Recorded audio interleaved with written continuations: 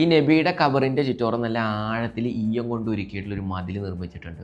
ഒന്നുമല്ല, നബി മരണപ്പെട്ട് 6 നൂറ്റാണ്ട് കഴിഞ്ഞപ്പോൾ ഏകദേശം 12-ാം നൂറ്റാണ്ടിൽ സ്പെയിനിൽ നിന്നുള്ള 2 ആൾക്കാർ വരികയാണ് നബിയുടെ ഖബറിൽ കിടക്കുന്ന തിരുശരീരം മോഷ്ടിച്ചു കൊണ്ടുപോകാൻ.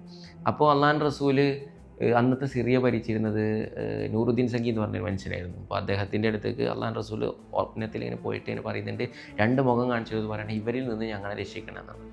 അപ്പോൾ 3 ദിവസം ഈ സ്വപ്നം അടുപ്പിച്ച് കണ്ടപ്പോൾ അത് സ്വപ്നം സത്യമാണെന്ന് മനസ്സിലാക്കുന്ന നൂറുദ്ദീൻ സഖിയും അദ്ദേഹത്തിൻ്റെ പരിവാരങ്ങളും കൂടിയിട്ട് മദീന ലക്ഷ്യമാക്കി പോവാണ്. അവിടെ ചെന്നു ആദ്യം ഈ 2 മുഖം കാണിച്ചു കൊടുത്തിട്ടുണ്ടല്ലോ, അപ്പോൾ അവരെ തിരയാൻ വേണ്ടിയിട്ട് ജനങ്ങൾക്കെല്ലാം ഭക്ഷണം നൽകുകയാണ്, അവർക്ക് ദാനം നൽകാമെന്ന രീതിയിൽ എല്ലാവരെയും വിളിച്ചു കൂട്ടുന്നു.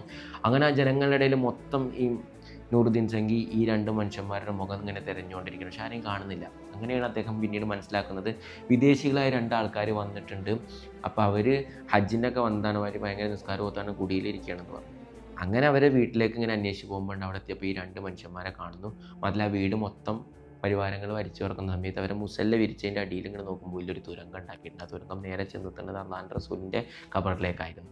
അപ്പോൾ അള്ളാഹുവിൻ്റെ റസൂൽ മരണപ്പെട്ടതിന് ശേഷം അവൻ്റെ ആ ശരീരം മോഷ്ടിക്കാൻ വന്ന 2 ആളുകളെ ഡിഫെൻഡ് ചെയ്ത് അള്ളാഹുവിൻ്റെ റസൂൽ തന്നെ, കാരണം അത്രയും വലിയ മോചിസത്തിൻ്റെ ഉടമയാണ് ഈ സ്വപ്നത്തിൽ കാണിച്ചു കൊടുക്കുകയും അതിൻ്റെ പേരിൽ വരികയും. ഭാവിയിൽ ഇങ്ങനെ ഒരു പ്രശ്നം ഇല്ലാതിരിക്കാൻ വേണ്ടിയിട്ട് ഈ നൂറുദ്ദീൻ സഖി എന്ത് ചെയ്യുന്നു, അള്ളാഹുവിൻ്റെ റസൂലിൻ്റെ ഖബറിൻ്റെ ചുറ്റോറും ഈയം ഒരുക്കിയിട്ട് വലിയൊരു മതിൽ കെട്ടിക്കുന്നുണ്ട്. ആ 2 പേർക്ക് കൃത്യമായിട്ടുള്ള ശിക്ഷ വിധിക്കുകയാണ്. അപ്പോൾ വിശുദ്ധമായ ഇസ്ലാം സത്യമാണെന്നുള്ളതിന് ഇനിയും ഒരുപാട് തെളിവുകളുണ്ട്. കാരണം അവസാനം വരെ ഈ മതം നിലനിൽക്കുമെന്ന് അള്ളാഹു തന്നെ പറഞ്ഞു, അപ്പോൾ ഖുർആൻ നശിപ്പിക്കാൻ നോക്കിയാലോ, നബിയുടെ ശരീരം അടിച്ചുകൊണ്ടാവാൻ നോക്കിയാലോ, അല്ലെങ്കിൽ ഇസ്ലാമിനെതിരെ എന്ത് നിങ്ങൾ ചെയ്യാൻ നോക്കിയാലും അതൊക്കെ വിഫലമാകും. കാരണം അള്ളാഹു തന്ന വാക്കാണ് അവസാനം വരെ ഞാൻ ഇതിനെ സംരക്ഷിക്കുന്നത്.